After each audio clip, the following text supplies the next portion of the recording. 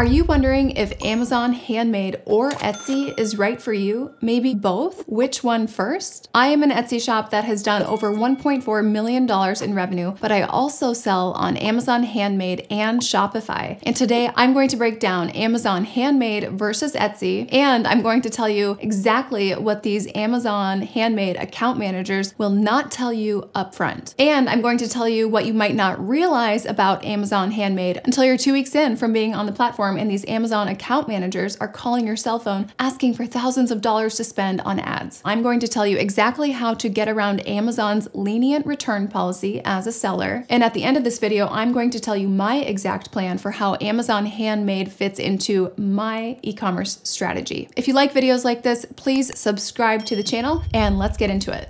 Welcome back to my channel. My name is Dylan Jarris, and I am an Etsy shop owner of about 7 years. I've sold over $1.4 million in revenue on this platform, and that's over $1 million in profit. And I also sell on Amazon and Shopify. My entire background is corporate e-commerce, so that's really what I bring to the table here. And now I've outsourced most of production from my Etsy shop. Now I'm a full-time Etsy business coach for sellers just like you. So today I'm going to break down the difference between Etsy and Amazon Handmade. So I've been on Etsy about 7 years, I've been on Shopify about 4 years, and I've been on Amazon Handmade about 1 year now. If you are wondering if Amazon Handmade is right for you, if it is worth putting your energy into, I am going to save you a lot of time and energy and potential headaches with this video. So number one, let's break down the customer experience. Etsy customers and Amazon customers are way different. The person shopping on Amazon Handmade is still the same Amazon customer. And Amazon in general is much more transactional than Etsy. So your Amazon customers are going to be telling everyone, I got this on Amazon. Whereas on Etsy, they're much more brand loyal. So even though certain categories on Etsy are becoming much more like a single marketplace versus looking like small boutiques, print on demand is one example of this, there is still so much opportunity for you as a seller to create a really unique and special customer experience and brand experience that is much different than the competition. So within Etsy, there really is this invisible playing field of customer service that you can win on. And it's a lot easier as a new shop to be able to compete with those current market leaders when you have the ability to leverage a unique customer experience. On Amazon, you're going to have very little control over the customer experience as well as the customer service outcomes. You can have your whole set of shop policies specific to your shop on Etsy, whereas Amazon does not give you those options. On Etsy, customers are much more used to getting messages from Etsy sellers, and on Amazon, they're really not expecting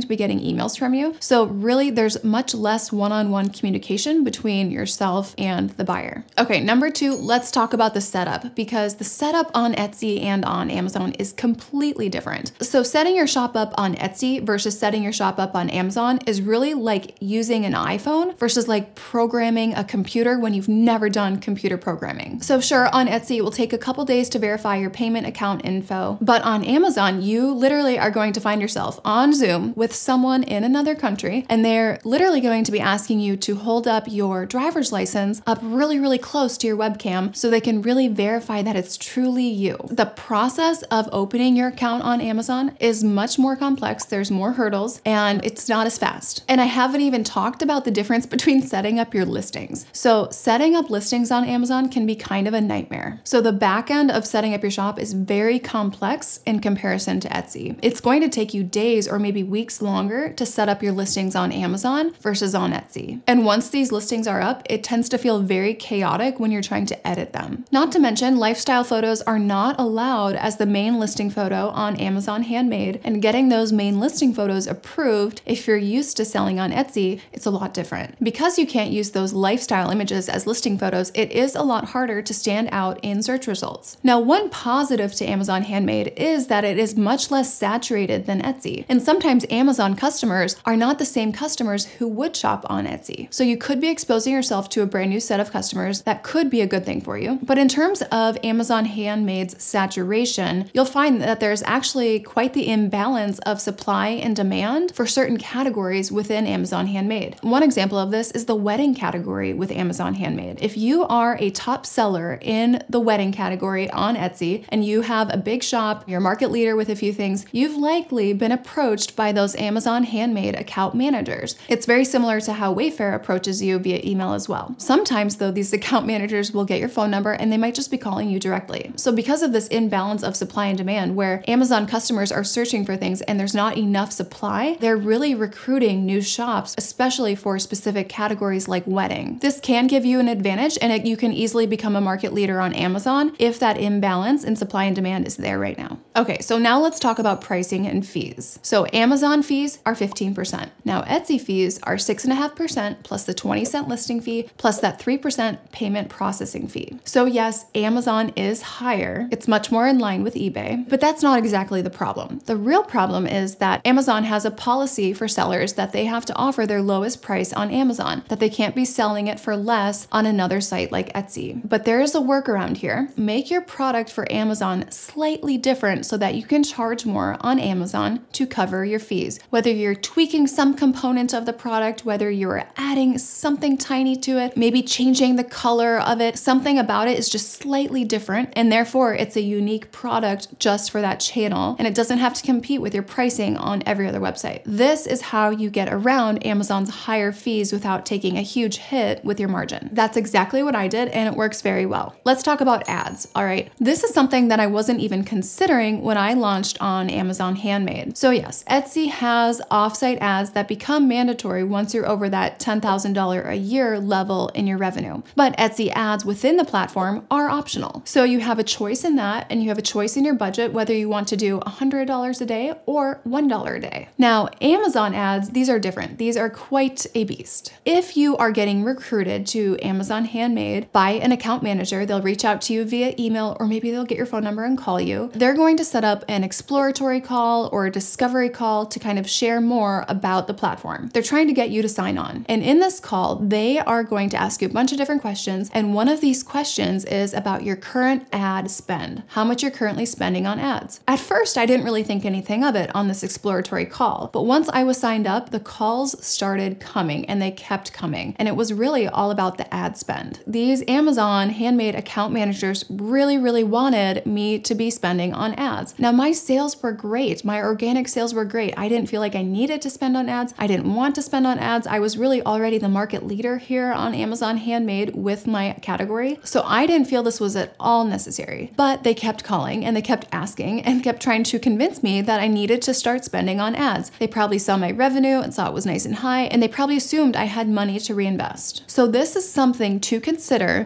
when you go on Amazon Handmade. You know, whether you are successful or not successful right off the bat, they're likely going to be pushing ads on you pretty hard. And it's not just an email here or there. It could potentially be a lot of phone calls. And a lot of these account managers do work remotely, so you don't exactly know which random phone numbers coming in you should avoid. So while it's not a requirement, ads are heavily pushed. Now, the last thing I really want to cover here on Amazon Handmade versus Etsy is the return policy. So this was the #1 reason why I stalled for about a year to go on to Amazon Handmade. And this is because I knew that Amazon customers were different, okay? Amazon has very lenient return policies that have really helped shape customer behavior. Even on Etsy, we see some of these Amazon type of shoppers come over and want to return everything, even if we have a no return policy. And I did not want to be dealing with those customers who think they can, you know, buy a new pair of shoes and then return it and send back their old dirty pair of shoes in the box. I did not want to deal with that. But I found a really great loophole here. This loophole is the only reason that I ever went on Amazon Handmade. So there's a couple parameters here. #1, you can't be doing Amazon FBA. If you're doing Amazon FBA, you have no control over your return policy. Amazon's return policy becomes your return policy. And this could literally drive your gross margin into the ground if you are not willing to be diligent and potentially pivot away from FBA if necessary. So you have to be aware of that if you're going into FBA. But if you are shipping the item yourself and fulfilling those Amazon orders yourself, you still technically have to follow Amazon's return policy. And this loophole was actually sent to me by an account manager who was really pushing to get me signed up. The rule is any item that is customized and configured, personalized, or inscribed, such as engravings, stamps, monograms, embroidery, embossing, etching, carving, or printing. And they say this does not require the seller to accept returns or exchanges. So this means when you get set up with Amazon Handmade, you also need to get set up with Amazon Custom. Every listing you set up on Amazon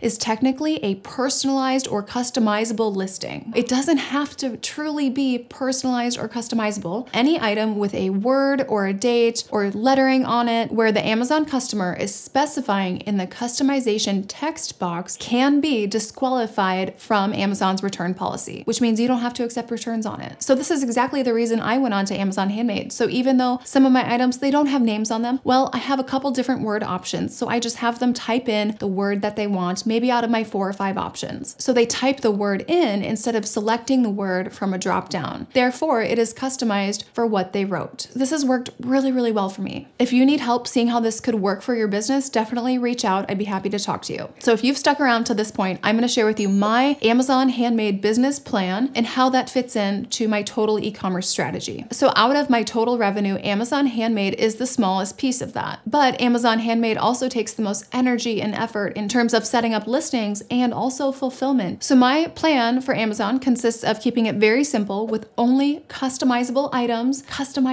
where I don't have to accept returns. And I keep my prices on Amazon slightly higher to fully cover the difference in fees, and the items are slightly different from what I sell on Etsy and my own website. And even though those Amazon account managers continue to hound me for ad money, I'm not going to do it. And I'm not going to do it because I don't need to do it, and I'm getting plenty of sales without the ads. Right now, ads really don't make sense due to the super low saturation and the low amount of competition in my specific category. So right now, I plan to continue to sell on Amazon Handmade, but it is not a channel that I am heavily growing right now and that I'm pouring a lot of time and energy into. The ROI on that time and energy just is not the strongest. And frankly, because it's not as competitive or saturated, you don't really need to put that in. So if you are trying to decide between Etsy or Amazon Handmade, or maybe you are on Etsy and you're thinking about going to Amazon Handmade and you want some advice or guidance, definitely reach out. If you like the video, please subscribe. If you have any questions, you can ask me on Instagram at Dylan Jaris. Otherwise, I'll see you in the next video.